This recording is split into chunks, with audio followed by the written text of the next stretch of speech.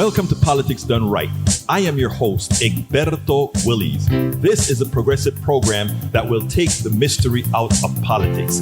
This is the program that will encourage you to make sure government becomes we the people.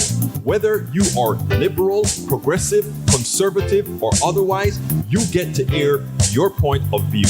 We are an independent media outlet that, unlike mainstream media beholden to corporations, we only owe allegiance to you. Remember, you can also send me a tweet at EGBERTOWILLIES. That is at Egberto Willies. Let us engage. It is Politics Done Right. Welcome to Politics Done Right from the studios of KPFT 90.1 FM, Houston, your community radio station. We have a great program for you today. Welcome to one more edition of Politics Done Right. Once again, we are here with Andy Schmookler.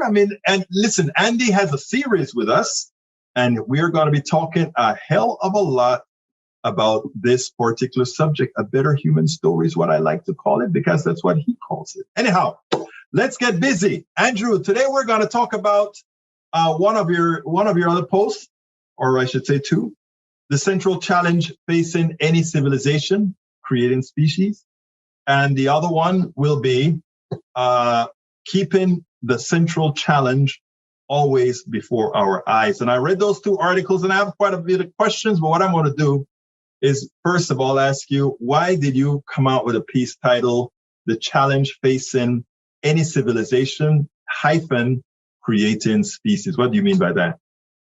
Well, you and I had a conversation last time out about the problem that civilization brings about. That's not a function of the nature of the creature. It's a function of the disorder that inevitably accompanies a creature doing what I describe civilization as extricating itself from the niche in which it evolved biologically by inventing its own way of life. In the 3.5 billion years that life evolved on this planet, there had never been anything like that. Never a life form that was essentially shaped by the creative intelligence of a creature. Unwittingly, that creates an anarchic situation. The anarchic situation generates a war of all against all. The war of all against all creates a selective process because only certain non-randomly selected cultural options will prevail in that war. And the result is that the ways of power inevitably will shape how the civilization evolves, regardless of the nature of the creature who has taken that bold step into inventing its way of life. We talked about that before. I'm willing to leave that as the placeholder and go on, or if there's something there. Where I want to go is that in the first part here, you talk about civilization creating two dangerous kinds of disorder. Yes, well, the two kinds, one of them is the war of all against all.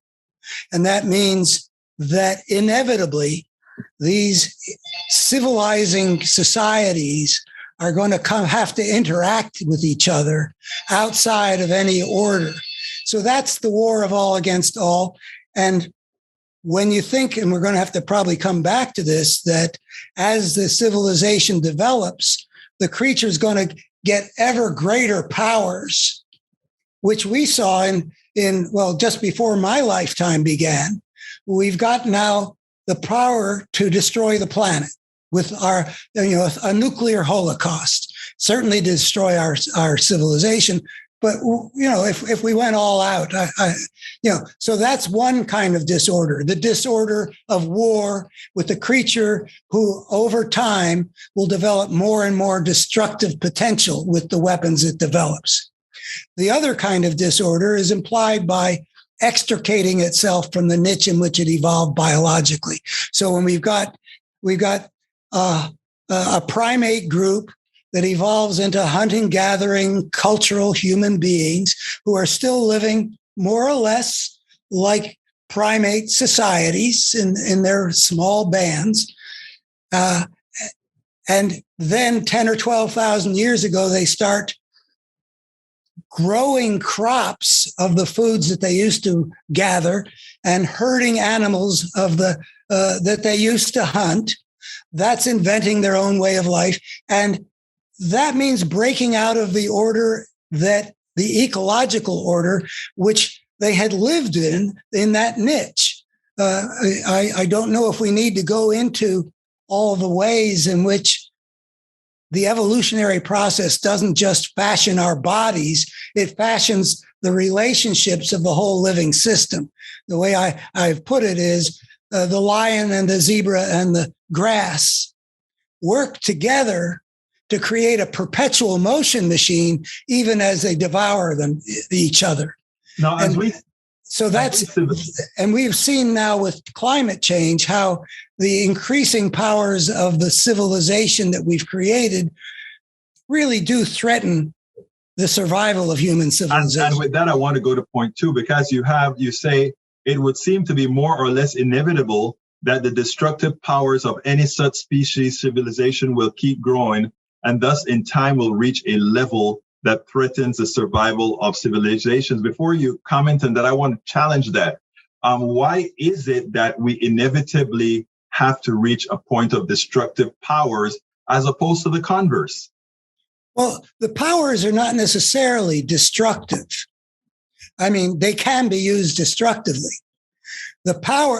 First, why would our powers grow? Well, we're talking about a creature that's inventing its own way of life. It breaks out, and as we break out, like into horticultural societies and then agricultural societies, and then the door seems to be open-ended for all the cultural innovations that are possible. I mean, there's so many things that you can do when you're a hunter-gatherer that you can, but I think, what I want to gather is, because first of all, if we look at humanity as that species that we're talking about, I see that what you're saying is true. My question is, why does it need to be true? In other words, our destructive power for real has increased as we have become more civilized, if you will. Well, but is that necessarily so? Or could it have gone the other way, that we became we use the benevolence of our intellect? Well, the first thing is that our powers will increase, and that was what I was trying to explain, which is that the possibilities of innovation are open-ended. The door has been open for all kinds of things, like just looking around ourselves, after 10,000 years, what we've got. But the other piece of it is that that we are cultural animals, and no creature is going to create civilization without being a cultural animal. That means we've got the capacity to have cumulative cultural change. To be cultural animals means to be able to pass along from generation to generation, whatever it is that each generation has come up with. So there's going to be a cumulative thing, and the powers of the species are going to necessarily increase. It can also be declines, like when Rome fell. Rome was the greatest power of its era, but it fell apart for reasons we don't have to go into. And say European civilization lapsed into what they now call the Dark Ages. So you can have a decline in a civilizational system of powers, but eventually Europe, came back together. Europe developed new ways of finding out, the scientific revolution, the industrial revolution. The powers keep growing. So it may take, it took us about, it was in the 20th century that we developed the ability to destroy ourselves. And so let's say that took 10 or 12,000 years. If some other creature it developed civilization on some other planet, maybe they would come to that point later, or maybe they would come to that point sooner. But eventually, since we have the ability to keep innovating, since we're going to keep on developing greater power to achieve whatever our purposes are, we will develop powers that are great enough that if they are used destructively, they can bring down the house on our roofs. And that first point about the implications of civilization, which is namely that we unleash inevitably a force of brokenness, that our civilization will inevitably give the spirit of the gangster a disproportionate say on how our societies will develop. That force of brokenness is an inevitable byproduct of civilization. And so there is the challenge that we come to as our powers grow, as the force of brokenness that inevitably emerges with civilization keeps on reverberating through the centuries, and we can talk about that, if not in this conversation, then I hope in a future one, how the force of brokenness transmits its various patterns of brokenness by breaking people and breaking social organizations and breaking the international system to keep generating brokenness. Eventually, we're going to come to the point where we either will order our civilization well enough and soon enough to prevent our destroying ourselves, or that force of brokenness will end in the self-destruction of the civilization. And I think it's a toss-up right now, which way it's going to go for the human species on this planet. Well, I mean, as it turns out right now, and I'm still trying to get this from you, and that is, I'm saying that the conclusions that we have, we're living it, right? We're living a lot of what you're saying. We're living that as we've become more powerful, we've become more self-destructive, et cetera, et cetera, et cetera. But you brought in an interesting topic when you talk about not the charlatan, what you call it, that person who does the strong man. What did you call it? The gangster or the warlord? Gangster, yeah. Right? So it seems to me, and tell me if this is the way you meant it or not. As we become more powerful, as humanity becomes more powerful, civilization become more powerful, we are able to more destroy ourselves. In other words, we can reach to that point. But reaching to that point could just as well be, instead of destroying ourselves, we could ascend and make ourselves a lot better, right? Well, we've been doing both of them right along. Right. We have, you and I are at an age that, I especially, our life expectancy around the planet. I think, the turn of from the 19th to the 20th century, the life expectancy of an American was something like 40 years. It was very, yeah. Yeah, and now it's getting close to 80.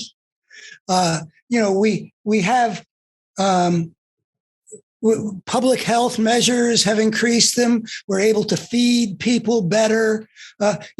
Our powers I say that there are two coherent forces at work in the world. One that spreads a pattern of wholeness that makes things better. I've been writing just lately about how long it took us before anybody really could create a democratic society. So, that was an achievement that the miracle in Philadelphia in 1787, for all its flaws. And I'm sure you're quite aware of the flaws. I am too. Absolutely. Well, the reason I'm glad that you got there because, and I'm glad that you brought also in the gangster, because my contention is, as I understand what you're saying, is that maybe, just maybe, as we become more powerful and as we are improving ourselves, if you will, that it's that gangster that runs the risk of bending that curve, right? Well, the force of brokenness is manyfold. We can look at the gangster element like, in recent months, some of us have worried this guy, Putin, right, who's made this terrible blunder and who seems to be incapable of recognizing this a blunder and accepting it as a blunder, and who commands a vast nuclear arsenal, that he has the capacity to pull the plug on the whole thing. Right. That is assuming that people would follow his orders, which maybe they would and maybe they wouldn't. So there's the gangster element, but there's also around us, and this is why when I talk about, I have a way of understanding the battle between good and evil. Right. The evil, I define evil as a coherent force that consistently spreads a pattern of brokenness. And so we can take a look at, let's say, what are the forces that today's Republican Party is harnessing? Because the Republican Party is sort of a pure case that I don't think I've ever seen in a democratic society. But, there's white supremacy. Mm-hmm. There's the greed of the plutocrats. Mm-hmm.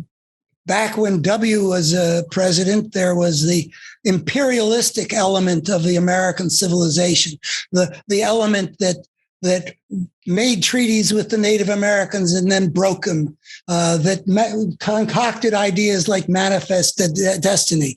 And all these currents are, when you talk about the spirit of the gangster, I'm talking about not only that the warlord wins in the war of all against all, but he shapes societies that are, first of all, the war of all against all is traumatic for people to live through. I mean, what the Ukrainians are living through now, who knows how that's going to ramify? I have ancestors that left Ukraine over 100 years ago because they were fleeing pogroms. And there are stories passed down in my family of that experience.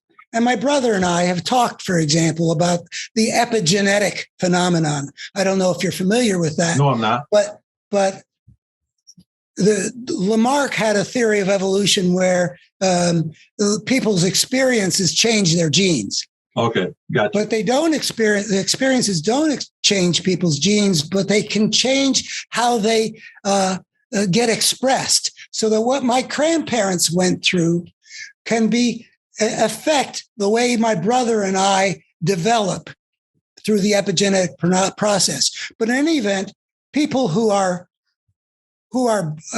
ground up in the war of all against all, they end up being broken in some ways. Also, the societies that get shaped by the dictates of the warlords who enslave the many, generating the empires and the tyrannies of the ancient world, they generate cultures through the reign of power that require people to internalize the demands of their society. This is what we require of you.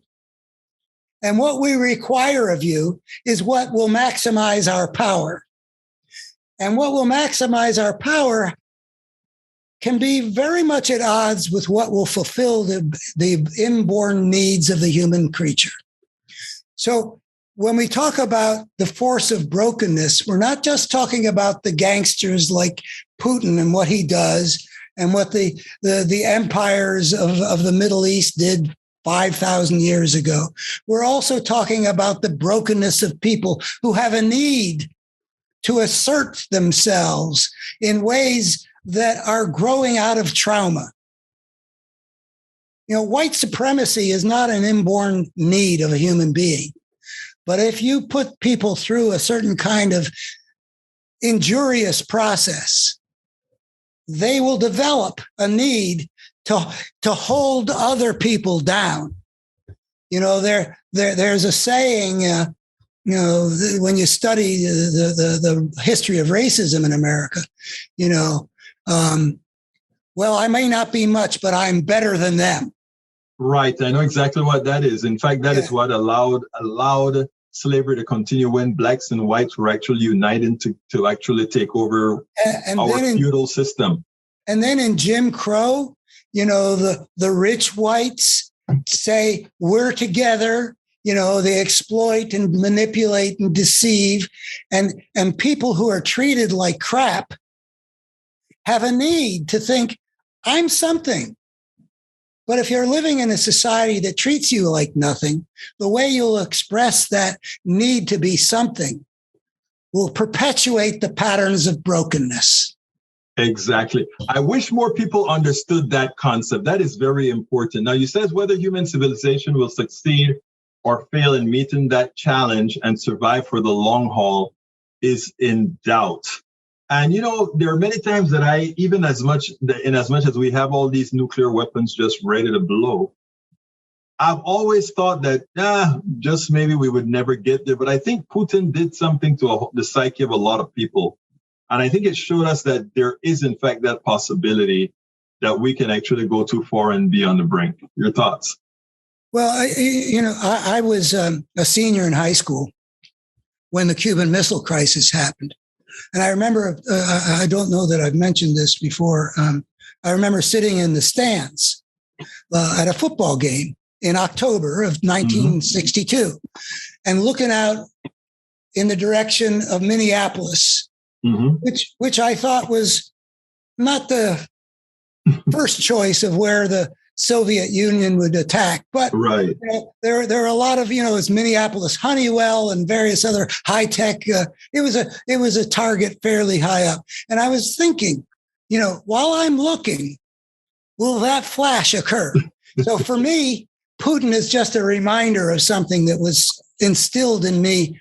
Oh, and my generation, as everybody gets to hear who follows, the 1950s, you see the video of these kids doing their duck and cover. We don't want these kids to be to get the windows, the flying shards of glass. So we would duck and cover, or we would go out into the hall and huddle down by our lockers. So the idea that it might happen for my generation was out there. Well, thrive and die. Thrive and die, or thrive or die? Die appear to be the options as the growth of civilizations' powers lead to the disappearance of the middle, muddling through option. That sounds like something some of my people on my show would say when we're talking about the middle and where the middle is, etc. Well, by middle, I think, it's frustrating to me how little people think about the sweep of history and the challenges we face in terms of the future. I mean, for some people, the future means, the next paycheck, or a corporation, it's the next quarterly report, but we're really involved in a long game. So people will think, we got dangers, but we'll muddle through. After all, we've always muddled through. I mean, this civilization game's been going on for, like that kid who said in the letter to God, my grandfather says you were around when he was a kid. Just how far back do you go?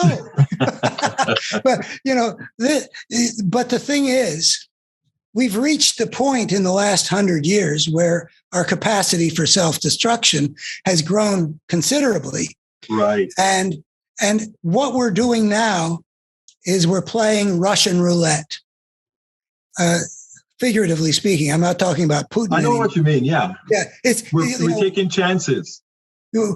So how many times can we have a Cuban Missile Crisis and come out the other side okay? Like Kennedy and Khrushchev worked it out. In that movie 13 Days, you get to see how they did it, or at least a version of how they did it. Right. I wrote a piece months before the Ukraine thing, because I'm worried about the United States and China. China is also a nuclear power, right. and they are a power that's expanding. And history shows that when there's an established power and then there's an up and coming power, that can be a very dangerous time for the world. The most famous example of that is that the Great Britain, Britannia rules the waves. The sun never sets on the British Empire. On the British Empire. And here's Germany emerging in the late 19th century as a very dynamic, powerful industrial nation. And they don't have an empire, and they've got a desire to be the big boy on the block. So so China and the United States are sort of parallel right now, though the Ukraine thing has distracted us from that, but the Chinese keep reminding us with their warnings about Taiwan. China and the United States are like Germany and Great Britain, so it's a dangerous time. So I wrote a piece about we can't keep playing Russian roulette.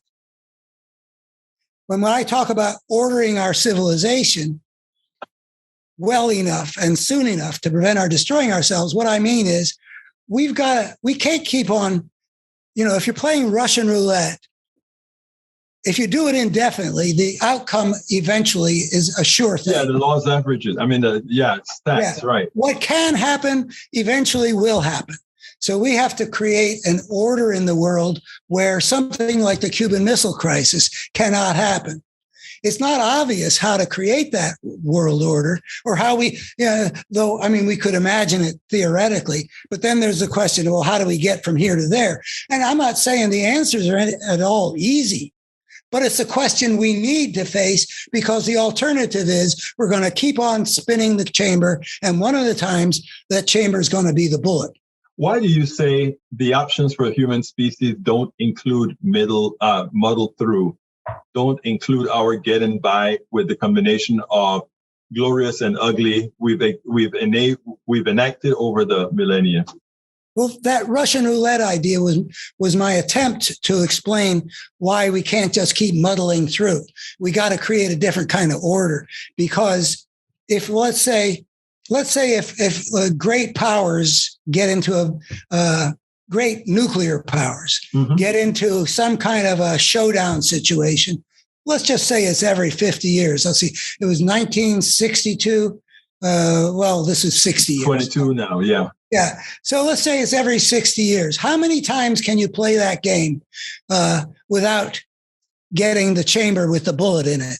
You can't go on indefinitely. You have to get rid of that possibility before you get to that. Now, we may already have missed the boat. Putin hasn't done it yet, but it's not impossible. And over Taiwan, there might be some miscalculation. So there's no guarantee that we have, that we're not already too late. But one thing I think we can assume is if we keep on having situations like that, which I think is inevitable in the present global system, it's not going to work out. Mm-hmm. So that's the muddling through thing, is to think that we can keep on playing Russian roulette indefinitely. We can't. What do you mean by keeping central challenge always before our eyes? Well, the question, okay, so I said, I articulated the central challenge with this language. Will our species be able to order our civilization well enough and soon enough to prevent our civilization's destroying itself? And that has to do both with the war to self-destruction and the bringing down the whole biosphere on our heads. So your question to me was, how do we deal with that? Right.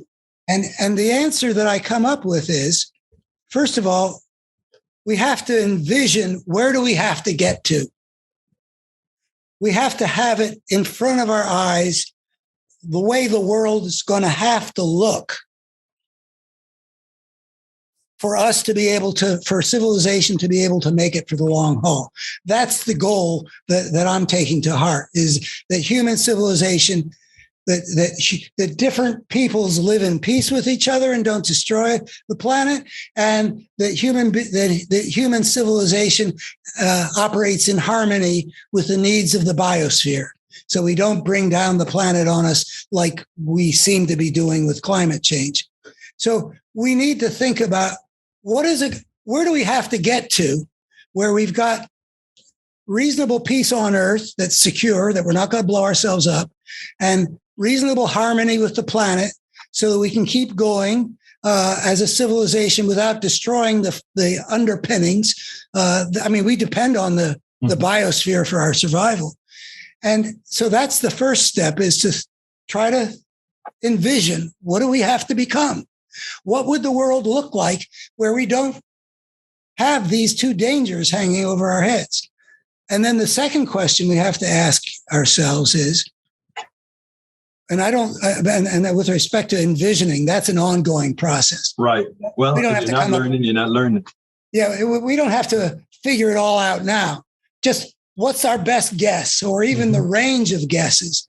And then the next question is, what steps can we take now that are wise and prudent and well-designed to get us toward that destination that we have to reach? And that's not the way we think in our civilization. There are people who do think that way. Sustainable economies and systems of collective security and world order. People have been wrestling with both of these questions for a long time, but they're not foremost. We're focused just on dealing with the immediate problem. And we do have to deal with the immediate problem, but we have to have some attention devoted to the things that we need to deal with, or civilization isn't going to make it. I want to sort of digress a bit, because a lot of what you have to say, it's sort of a civilization that can do whatever it pleases.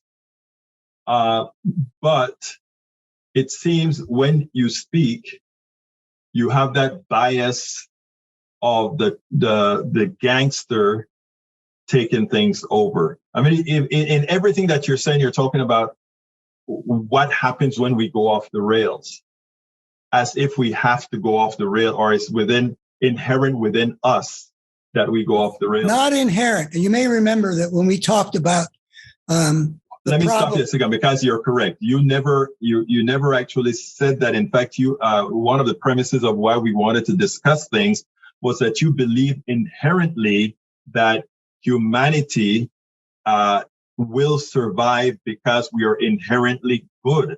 You gave me the impression. Well, I didn't make a prediction that we would necessarily survive. I'm saying that any creature anywhere that embarks on the path of civilization will face this challenge. Right.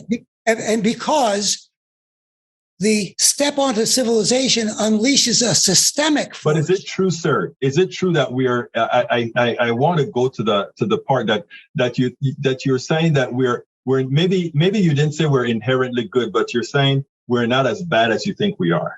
Yeah, the way I put it was, the ugliness we see in human history is not human nature writ large.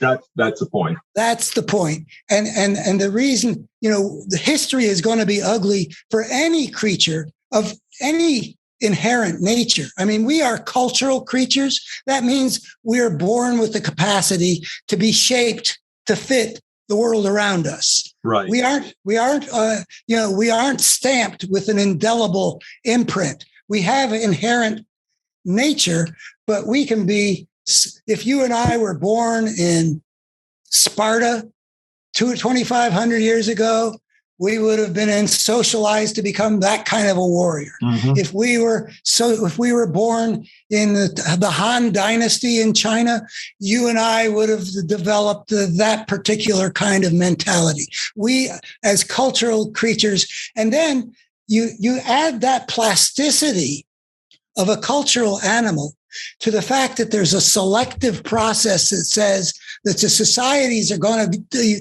evolve in a particular direction, that make particular kinds of demands that are a function of the society's need to maximize its power in order to survive the war of all against all. And they're going to find monsters to rule. They're going to find there's a selective process is going to create societies that make demands hostile to human nature, people are going to conform to the demands of their societies, even though it's going to cause internal psychological injury, that the demands within that the society has imposed are in conflict with the needs within that came from the biological evolutionary process. And between those two, there's a war going on within the civilized human being living in these societies whose shape has been dictated by the war of all against all that has enshrined the gangster as the ruler. So the human nature issue, we can talk about, well, what is our human nature and how are we going to find it? But what I feel like I've proved and people, I hope they'll be able to see where to see this laid out systematically. What I feel that I've proved is that what we see in history is ugly, not because we ourselves are ugly, but because the process that is unleashed with the disorder of civilization will inevitably inflict that ugliness on our history. Now, you're saying then that well, let me back up a bit. Yes, history is ugly, but we also have some beautiful history as well, right? Oh yeah. I don't mean to. Yeah. I mean, people have always struggled to create meaning and fulfillment and beauty and in difficult situations. Right.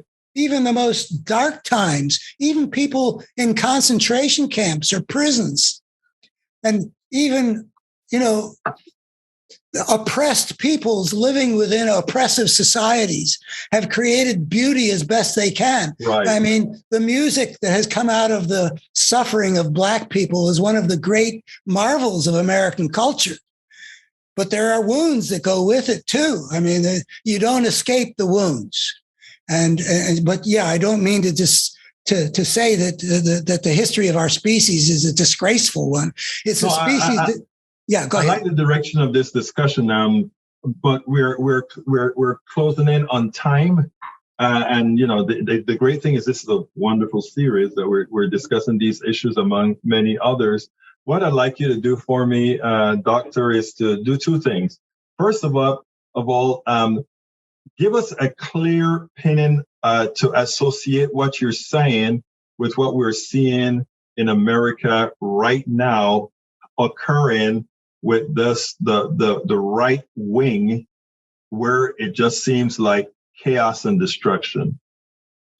Well, let's see that I love that question, and I find it challenging, even though I've been working on it for a long time. What we see on the right is what I call a pure case. I mean, I can't name anything in recent years where the effect of the Republican Party has made things better. And the Republican Party and the Democratic Party that I grew up with, you could find fault with both, and you could find virtues with both, but this is that pure case. But I also think that there's a brokenness that's systemic, that it's not only on the right that the problem arises. That I know we're coming up against time, and I was about to take a turn that I'll just give you an idea of where we. Yeah, summarize it, because this is something that we can blend into the next conversation as well. Yeah. I was looking at polarization in the 1990s and doing everything I could to fight it. And then I watched how that polarization developed into, like it was, you can imagine like a force of brokenness that we developed on the right, a force that was good at fighting and was morally bankrupt.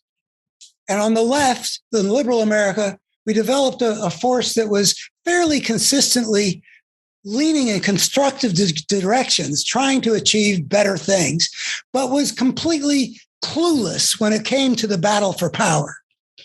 And it's a dichotomy, as if it's two photographs.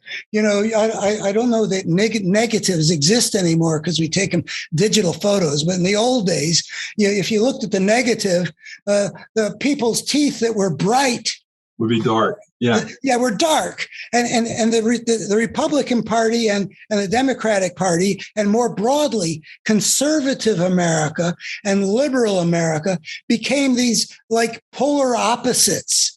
Mm-hmm. And that form of brokenness, when you separate power from goodness, the way the polarization process progressively did through the 1990s, and then with Fox News and Karl Rove and on into Barack Obama's presidency, that kind of force of brokenness split up the strengths that we need to combine. And we could also talk about the brokenness that emerged in the American public, so that we had a large segment of the population that was vulnerable to propaganda coming out of the. We're gonna discuss that in much more detail as we move along with A Better Human Story, because I think this is prescient. I think this is deep, and I think understanding these not only values and virtues, but quite a bit more, kind of puts us in the right frame of mind to understand what's going on right now. Dr. Andy Schmookler, I can't tell you how happy it is that we've actually connected to work on the series that examines a lot of your thought processes and that you've written about. Until the next time, thank you so kindly for having been on Politics Done Right. Well, I am very pleased to talk with you every time we talk. Please remember to keep your community radio station in your minds. Keep KPFT on your mind. Talk about it. Tell your friends about it. Tell them you know about this station in town, 90.1 FM Houston, that needs your support. That is there to provide that nourishment that we need. KPFT 90.1 FM Houston. We have a great interview teaser from Caletta Harris. She is the director, producer, and everything in between for No Address Atlanta documentary. Did I say the name right? Welcome to Politics Done Right, Caletta. How are you doing today? You did say it right. Thank you so much, Egberto. Did I say it right? You said it perfectly right, my dear. But look, you've been making these documentaries about the unhoused. I had to learn that word. Did I say it right? The unhoused? Same thing. Unsheltered, unhoused. Unhoused, yes. Unsheltered. I had to learn that word from you, because all along we always wanted to call people homeless and that sort of thing. And you really taught us that we needed to watch the kind of words that we use on people. And going forward, I've constantly tried. Every time I say homeless, I get a big Caletta Harris mark in my head that say I need to make sure and address it appropriately. Anyway, you are going to be in Atlanta yes. Because tell us a little bit about this new documentary that you're going to be screening out there. Yes, I am going to be in Atlanta. The new documentary is part 2 of the series of No Address. So the first one was Columbia, South Carolina. Now we are getting ready to release No Address Atlanta, and it is going in depth. It is different from the first one. The first one, you got to know the people, the history, break down the stereotypes, be ready for change. Now this one is going a little deeper into the system of how it all began for Atlanta, and then delving into gentrification, the shelter systems, COVID, and the moratoriums, and as well as solutions, of course, because we're all about solutions. So this is going to be the last part of the series. It was going to be 3, but now it's going to be 2, because I am focused on the solutions. That's how we're going to really make change. I love that you said solutions. I have a listener to Politics Done Right that every time we are complaining or saying anything, the thing that he always says, Egberto, it's great to complain. It's great to talk about all of this, but what are the solutions? So just a quick one, because I want to go into what exactly you're going to be doing on Wednesday of this week. But as far as solutions are concerned, are you going to be making a No Address documentary as well, featuring solutions as you see it? Oh, the solutions are tied into the documentary. Okay. So the 2 documentaries that you've made, the solutions, you've tied them into it, as opposed to just saying, here is a big problem. How can we solve them? You've already done that. Absolutely. You can't just leave them hanging with, well, what do we do? Right. Well, that's true. That's true. That is absolutely true. All right. Well, tell us a little bit about what's going to be happening on Friday. I'm sorry, on Wednesday of this. No. On Friday. You'll be sleeping on Friday back in South Carolina, but you're going to be flying down to Atlanta, I think, on Wednesday. Tomorrow. I'm going tomorrow. Yes. Oh, yeah. We got to do the run through, all that, get everything situated with the theater. But on Wednesday at 7 p.m. at the historical Plaza Theater in Atlanta, Georgia, we will be screening and premiering the No Address Atlanta, the documentary series part 2. So come on out. You can get your tickets at eventbrite.com. Just put in No Address. It'll pop up there. And also you can go to the website, noaddressdocumentary.com.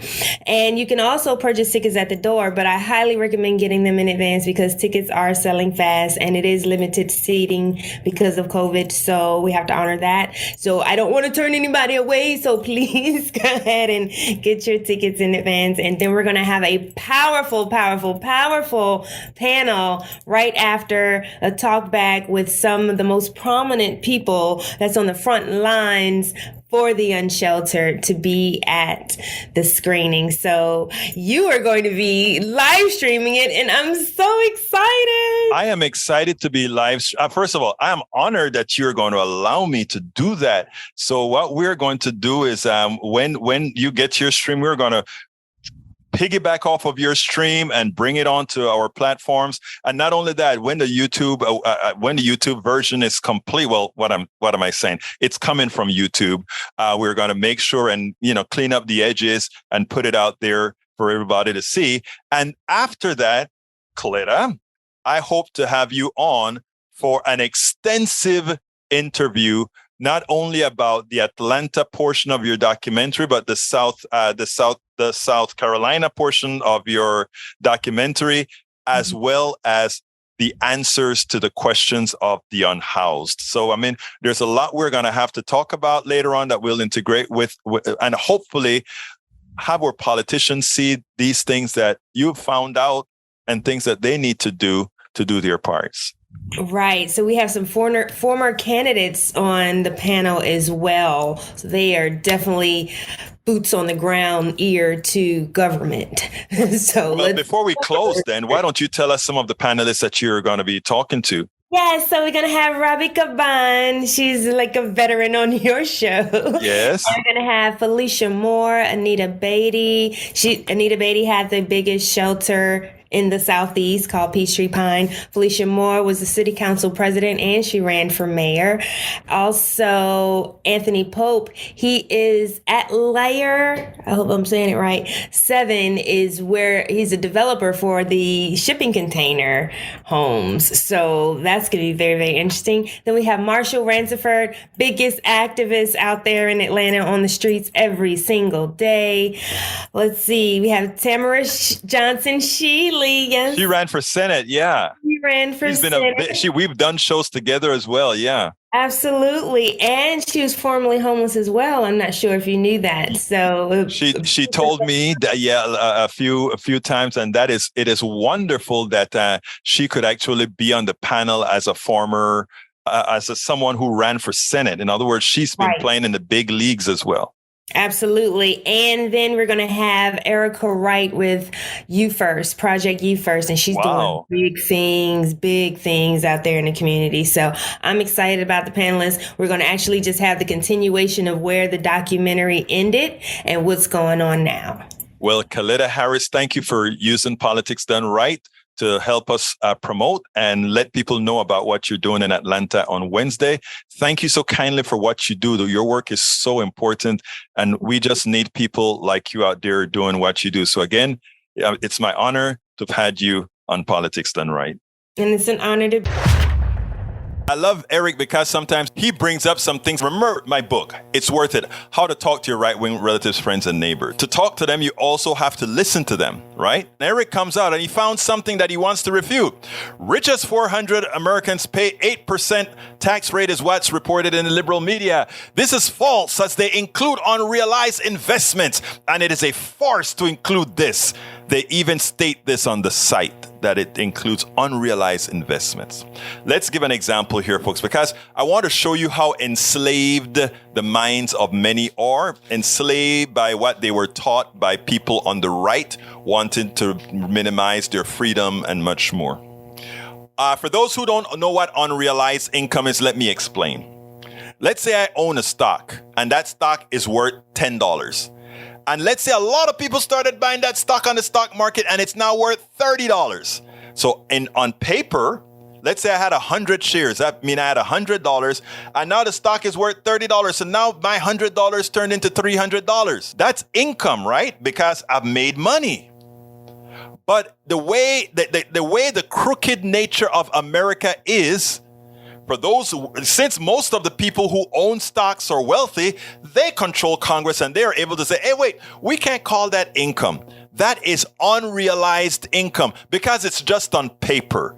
For it to be real, we will have to trade that stock and get cash for it, and then you can tax us. But what rich people do is they never have to trade the stock. What they do is they go ahead and they keep that stock appreciating as much as possible. And because they have an asset value equal to what that stock has appreciated to, they take out a loan with a bank that is then backed by that stock. So now I want to spend that $200 that I made. I don't go ahead and sell the stock and sell it. I go ahead and take out a loan. And there are two ways I do it. I either take out a loan backed by that stock that I never really intend to pay back, but I'll give the stock to the bank when I die or something, or I take out an insurance policy by transferring ownership. There's a lot of these magical ways that the rich people do not to pay taxes on this thing, right? So this article comes out and it says, oh, well, unrealized income. How can you say they're only paying 8% taxes because you are also counting the income that they made on their appreciated stocks? I want to show you the slave mentality now. There are other forms of assets, right, that appreciate, mainly your home, right? So every year I get a bill from the county, and the county says, your house has appreciated by 10%. So therefore, your tax bill goes up by 10%. I didn't sell my asset, my house, but every year I get taxed on the price, the value of my home, the appreciated value of my home. But who pays the appreciated value of their home? The common people. You see, that's a tax that affects everybody, right? We got to pay. We have assets too, but our assets aren't stock. It's homes, it's cars, it's those things. We pay property taxes and all of those things. When they appreciate, we pay more. But when the stock prices appreciate for the rich stockholder, they pay nothing, niet. And if they want to use that money, there are instruments for them to use that money that's not called selling the stock, but using a bank as a leverage not to pay taxes on the stock that they own. You see, these are magical things. The problem is most Americans don't know these things. And when they don't know these things, they allow these rich people to have poor people fighting their battles to say, why tax if it's not unrealized? People, we got to stop being stupid. We got to stop being stupid, man. That's why we pay everything. That's why we pay everything, because we are even, all of us in the aggregate are allowing those parasites on the top to continue being the parasites that they are. We spend a lot of time deconstructing the news, trying to parse it into a form that everybody can understand. We try to find those little nitpicks where it flies above the fray, etc. If you really like these videos that we do, I want to ask a big favor. Please go ahead. Number 1, subscribe to our channel. And number 2, please join if you can. Thank you so kindly for watching. Keep watching. Please remember to share. We must populate the entire internet with our progressive message, a message that we know is what most Americans say that they want. So help us, please join. Please get one of my several books out there. As I see it, Class Warfare, the only resort to right-wing doom, for a contribution of $120. It's worth it. How to Talk to Your Right-Wing Relatives, Friends, and Neighbors, for a contribution of $120. How to Make America Utopia, Take Away the Economy from Those Who Rigged It, for a pledge of $120. Get any 2 of those books for $200, any 3 of those books for $250. The contributions for my books go directly to support our station, KPFT 90.1 FM. Alternatively, folks, please get your basic KPFT only membership for $40, a Pacifica only membership for $25, or choose from one of our many other gifts for your contribution. Just go to kpft.org, choose Politics Done Right for the program, and select an option either for our books or something else to support the station. It is definitely worth it. You can listen and or watch Politics Done Right Mondays through Fridays on Facebook Live at facebook.com/Politics Done Right, or on YouTube Live at politicsdoneright.com/YouTube. Please do not forget to follow me on Twitter for updates. My Twitter handle is @Egberto Willies, @EGBERTOWILLIES. But don't you forget, listen to us live on air at KPFT 90.1 FM on Thursdays at noon and at Fridays at 11 a.m. all Central Time. Please remember to keep your community radio station in your minds. Keep KPFT on your mind. Talk about it. Tell your friends about it. Tell them you know about this station in town, 90.1 FM Houston, that needs your support. That is there to provide that nourishment that we need. KPFT 90.1 FM Houston. Well, folks, that's it for today. You know how I'm going to end this baby. My name is Egberto Willies. This is Politics Done Right. And you know how I end this baby. I am what? Out.